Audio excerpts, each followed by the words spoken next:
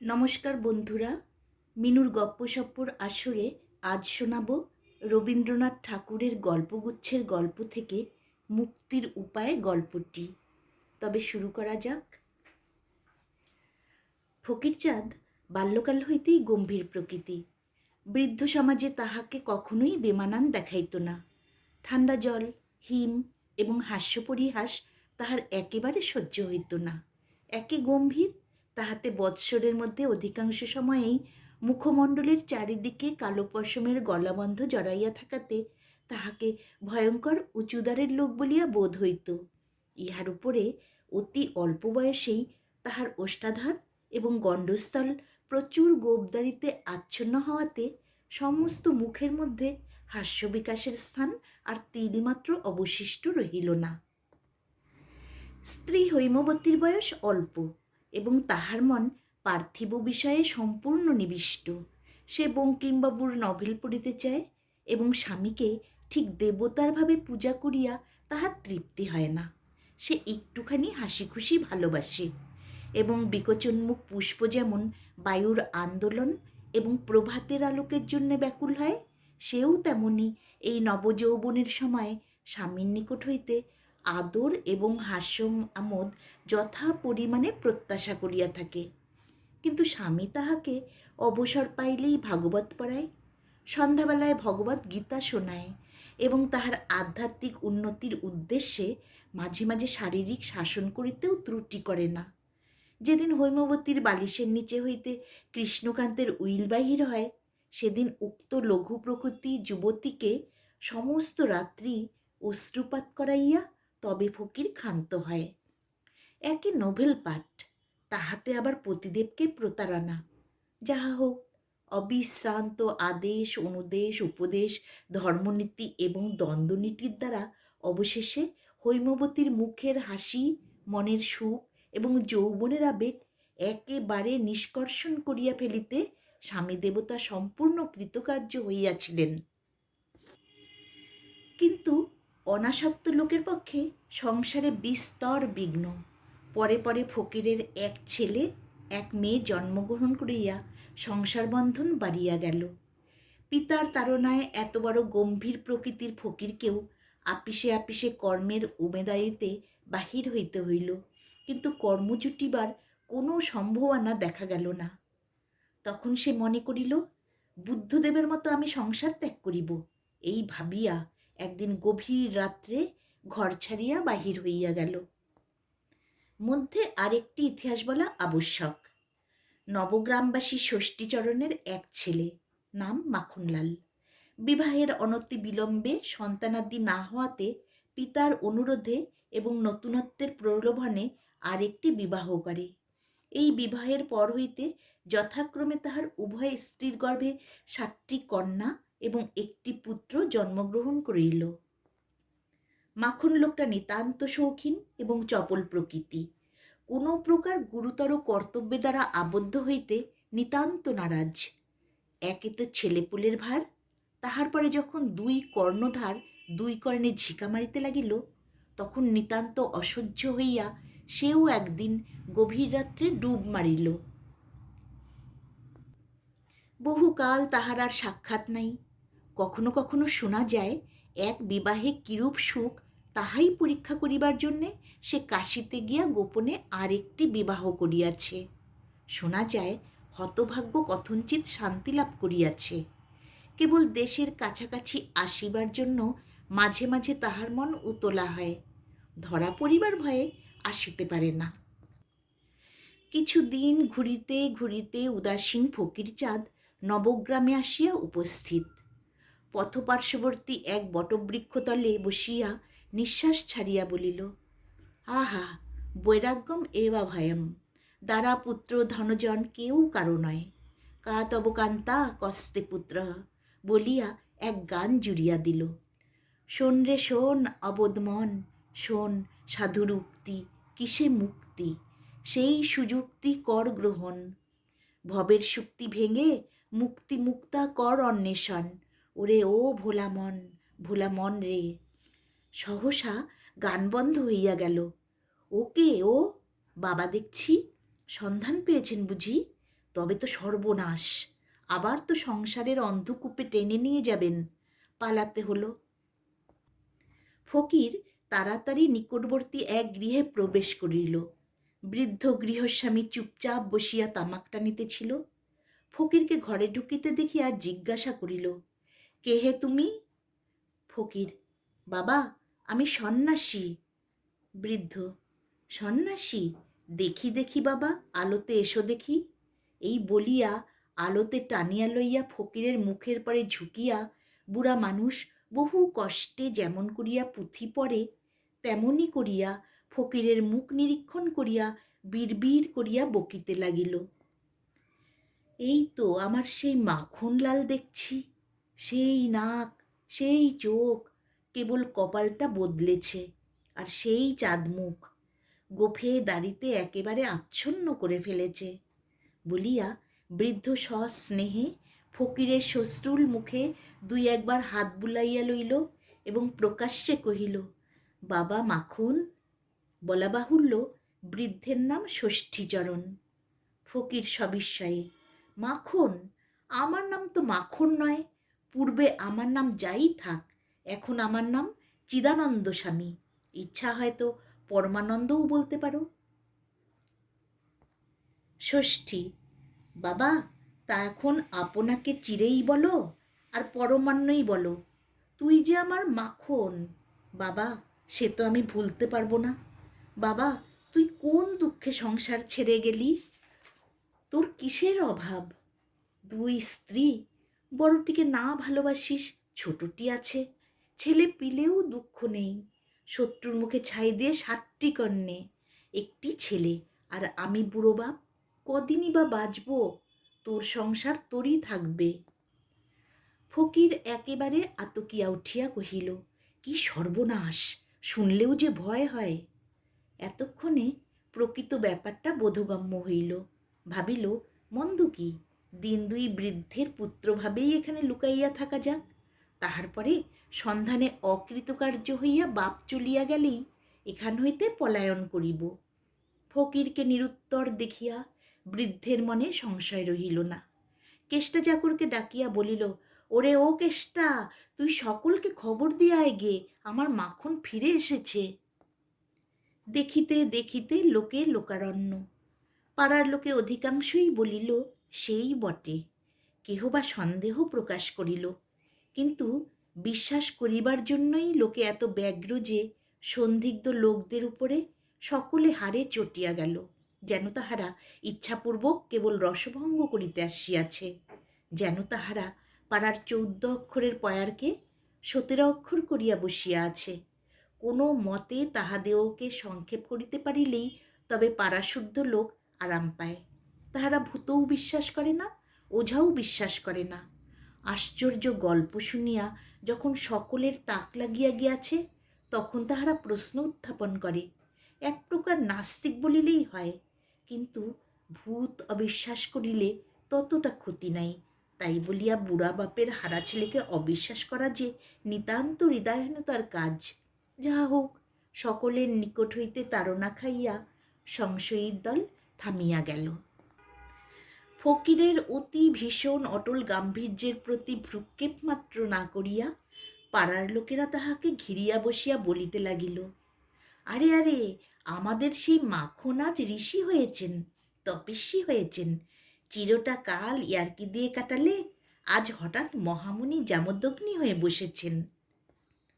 কথাটা উন্নতচেতা ফকিরের অত্যন্ত খারাপ লাগিল, কিন্তু নিরুপায়ে সহ্য করিতে হইল। একজন গায়ের উপর আসিয়া পড়িয়া জিজ্ঞাসা করিল, ওরে মাখন, তুই কুচকুচে কালো ছিলি, রংটা এমন ফর্সা করলি কি করে? ফকির উত্তর দিল, যোগ অভ্যাস করে।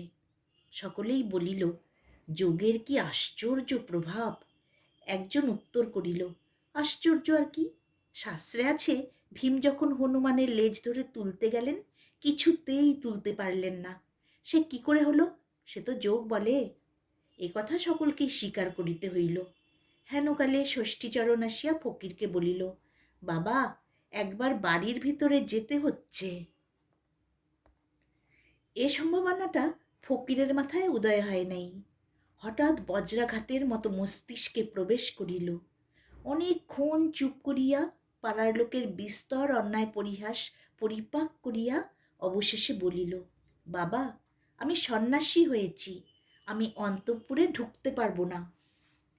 ষষ্ঠীচরণ পাড়ার লোকেদের সম্বোধন করিয়া বলিল, তাহলে আপনাদের একবার গা তুলতে হচ্ছে, বৌমাদের এখানেই নিয়ে আসি, তারা বড় ব্যাকুল হয়ে আছেন।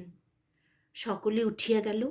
ফকির ভাবিল, এই বেলা এখান হইতে এক দৌড় মারি, কিন্তু রাস্তায় বাহির হইলেই পাড়ার লোক কুকুরের মতন তাহার পশ্চাতে ছুটিবে, ইহাই কল্পনা করিয়া তাহাকে নিস্তব্ধভাবে বসিয়া থাকিতে হইল। যেমনি মাখনলালের দুই স্ত্রী প্রবেশ করিল, ফকির অমনি নত শিরে তাহাদিগকে প্রণাম করিয়া কহিল, মা, আমি তোমাদের সন্তান। অমনি ফকিরের নাকের সম্মুখে একটা বালা পড়া হাত খড়গের মতো খেলিয়া গেল এবং একটি কাংস বিনন্দিত কণ্ঠে বাজিয়া উঠিল, ওরে ও পোড়া কপালে মিনসে, তুই মা বললি কাকে? অমনি আরেকটি কণ্ঠ আরও ২ সুর উচ্চে পাড়া কাঁপাইয়া ঝঙ্কার দিয়া উঠিল, চোখের মাথা খেয়ে বসেছিস, তোর মরণ হয় না? নিজের স্ত্রীর নিকট হইতে এইরূপ চলিত বাংলা শোনা অভ্যাস ছিল না, সুতরাং একান্ত কাতর হইয়া ফকির জোর হস্তে কহিল, আপনারা ভুল বুঝছেন, আমি এই আলোতে দাঁড়াচ্ছি, আমাকে একটু ঠাউরে দেখুন। প্রথমা ও দ্বিতীয়া পরে পরে কহিল, ঢের দেখেছি, দেখে দেখে চোখ ক্ষয়ে গেছে, তুমি কচি খোকা নও, আজ নতুন জন্মাওনি, তোমার দুধের দাঁত অনেক দিন ভেঙেছে, তোমার কি বয়সের গাছ পাথর আছে? তোমায় জম ভুলেছে বলে কি আমরা ভুলব? এরূপ একতরফা দাম্পত্য আলাপ কতক্ষণ চলিত বলা যায় না, কারণ ফকির একেবারে বাকশক্তি রহিত হইয়া নতশিরে দাঁড়াইয়াছিল। এমন সময় অত্যন্ত কোলাহল শুনিয়া এবং পথে লোক জমিতে দেখিয়া ষষ্ঠীচরণ প্রবেশ করিল। বলিল, এতদিন আমার ঘর নিস্তব্ধ ছিল, একেবারে টু শব্দ ছিল না, আজ মনে হচ্ছে বটে আমার মাখন ফিরে এসেছে। ফকির করজোড়ে কহিল, মশাই, আপনার পুত্রবধূদের হাত থেকে আমাকে রক্ষে করুন। ষষ্ঠী, বাবা, অনেক দিন পরে এসেছ, তাই প্রথমটা একটু অসহ্য বোধ হচ্ছে। তা মা, তোমরা এখন যাও, বাবা মাখন তো এখন এখানেই রইলেন, ওকে আর কিছুতেই যেতে দিচ্ছি নে। ললনাদায় বিদায় হইলে ফকির ষষ্ঠীচরণকে বলিল, মশাই, আপনার পুত্র কেন যে সংসার ত্যাগ করে গেছেন তা আমি সম্পূর্ণ অনুভব করতে পারছি। মশাই, আমাকে প্রণাম জানবেন, আমি চললেম। বৃদ্ধ এমনই উচ্চৈঃস্বরে ক্রন্দন উত্থাপন করিল যে পাড়ার লোক মনে করিল মাখন তাহার বাপকে মারিয়াছে। তাহারা হা হা করিয়া ছুটিয়া আসিল। সকলে আসিয়া ফকিরকে জানাইয়া দিল, এমন ভণ্ড তপস্বীগিরি এখানে খাটিবে না, ভালো মানুষের ছেলের মতো কাল কাটাইতে হইবে। একজন বলিল, ইনি তো পরমহংস নন, পরম বক। গাম্ভীর্য, গোবদারি এবং গলাবন্ধের জোরে ফকিরকে এমন সকল কুৎসিত কথা কখনো শুনিতে হয় নাই। যাহা হোক, লোকটা পাছে আবার পালায়, পাড়ার লোকেরা অত্যন্ত সতর্ক রহিল। স্বয়ং জমিদার ষষ্ঠীচরণের পক্ষ অবলম্বন করিলেন। ফকির দেখিল এমনই কড়া পাহারা যে মৃত্যু না হইলে ইহারা ঘরের বাহির করিবে না। একাকী ঘরে বসিয়া গান গাহিতে লাগিল, শোন সাধুর উক্তি, কিসে মুক্তি, সেই সুযুক্তি কর গ্রহণ। বলা বাহুল্য, গানটার আধ্যাত্মিক অর্থ অনেকটা ক্ষীণ হইয়া আসিয়াছে। এমন করিয়াও কোনো মতে দিন কাটিত, কিন্তু মাখনের আগমন সংবাদ পাইয়া দুই স্ত্রীর সম্পর্কের এক ঝাঁক শ্যালা ও শ্যালি আসিয়া উপস্থিত হইল। তাহারা আসিয়াই প্রথমত ফকিরের গোবদারি ধরিয়া টানিতে লাগিল। তাহারা বলিল, এ তো সত্যকার গোবদারি নয়, ছদ্মবেশ করিবার জন্য আঠা দিয়া জুড়িয়া আসিয়াছে। নাসিকার নিম্নবর্তী গুম্ফ ধরিয়া টানাটানি করিলে ফকিরের ন্যায় অত্যন্ত মহৎ লোকেরও মাহাত্ম্য রক্ষা করা দুষ্কর হইয়া ওঠে। ইহা ছাড়া কানের উপর উপদ্রবও ছিল, প্রথমত মলিয়া, দ্বিতীয়ত এমন সকল ভাষা প্রয়োগ করিয়া যাহাতে কান না মলিলেও কান লাল হইয়া ওঠে। ইহার পর ফকিরকে তাহারা এমন সকল গান ফরমাস করিতে লাগিল, আধুনিক বড় বড় নতুন পণ্ডিতেরা যাহার কোনো রূপ আধ্যাত্মিক ব্যাখ্যা করিতে হার মানেন।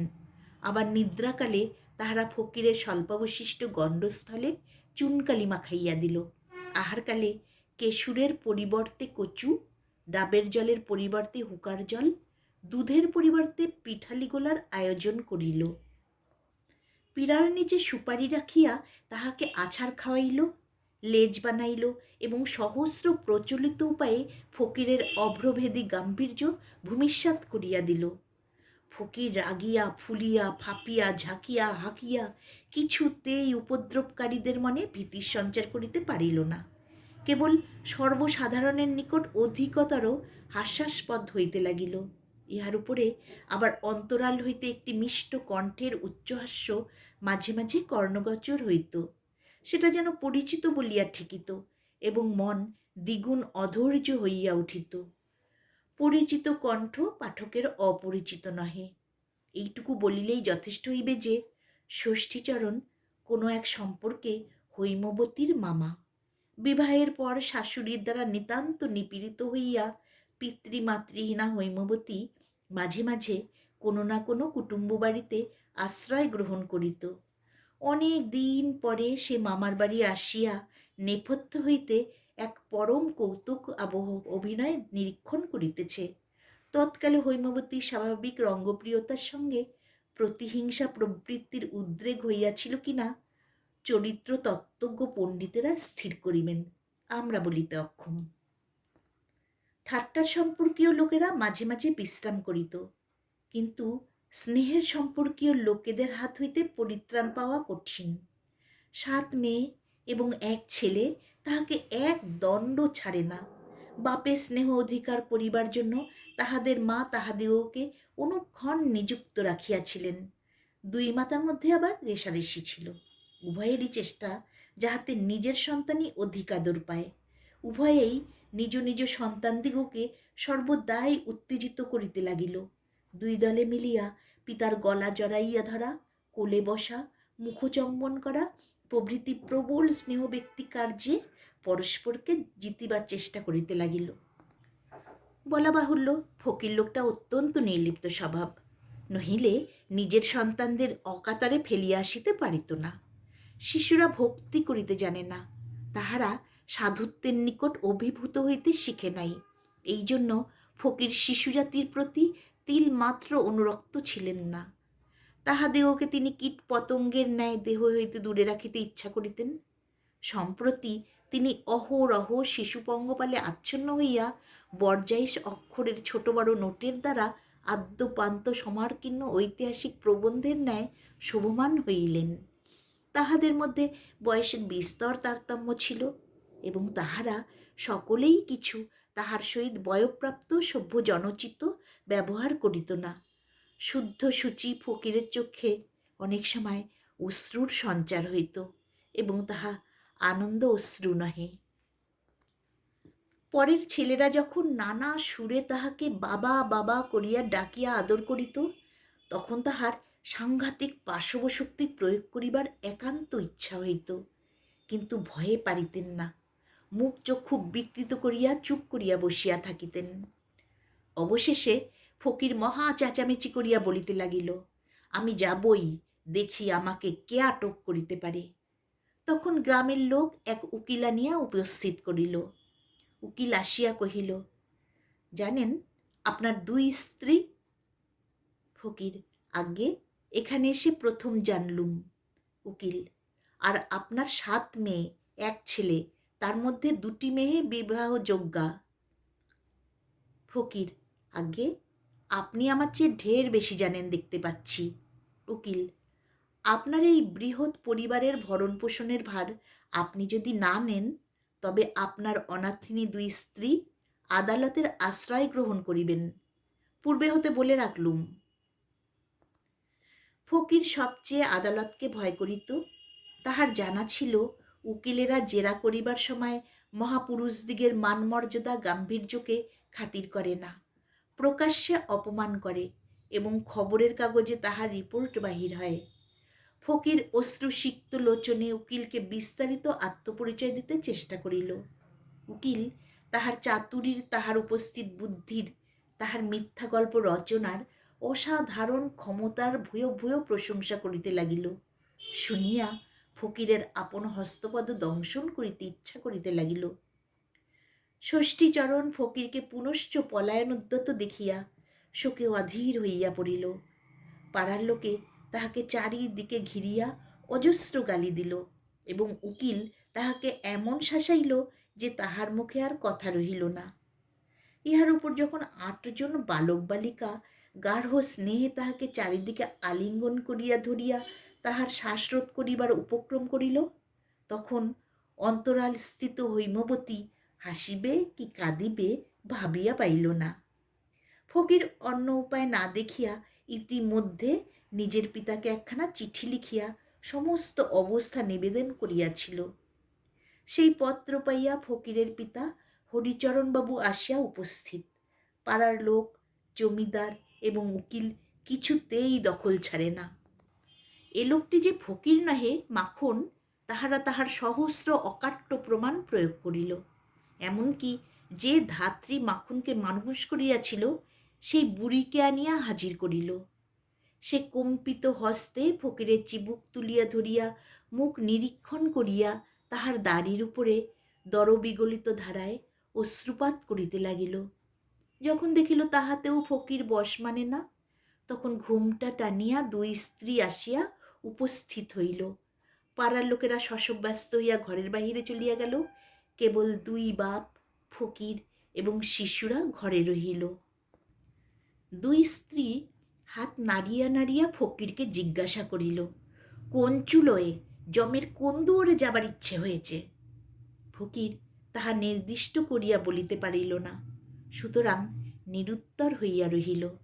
কিন্তু ভাবে যেরূপ প্রকাশ পাইল তাহাতে জমের কোনো বিশেষ দ্বারের প্রতি তাহার যে বিশেষ পক্ষপাত আছে এরূপ বোধ হইল না। আপাতত যে কোনো একটা দ্বার পাইলেই সে বাঁচে, কেবল একবার বাহির হইতে পারিলেই হয়।